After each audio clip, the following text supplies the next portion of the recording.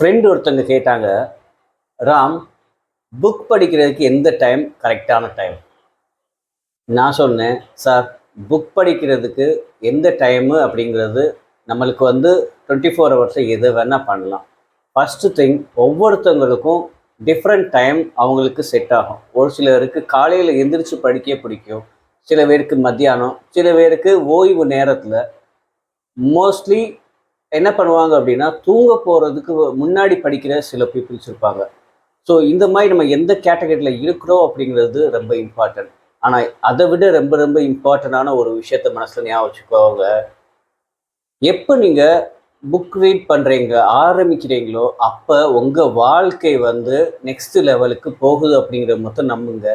அது நேரம் காலம் அப்படிங்கிறது இதுக்கு ஒரு விதிவிலக்கே கிடையாது. உங்களுக்கு எப்படி பிடிக்கிறது, எந்த புத்தகம் பிடிக்குது அப்படிங்கிறது உங்களோட பேட்டர்ன் ஆஃப் ரீடிங், உங்களோட ஹேபிட்டோடது. ஆனால் ஒரு விஷயத்தை ஞாபகம் வச்சுக்கோங்க, டெய்லி வாசிக்கும் பழக்கத்தை வச்சுருந்தா கண்டிப்பாக நம்ம வாழ்க்கையில் சந்தோஷமாகவும் நம்மளோட பர்சனல் அண்ட் ப்ரொஃபஷ்னலில் நல்ல ஒரு க்ரோத் கண்டிப்பாக கிடைக்கும். Thank you so much.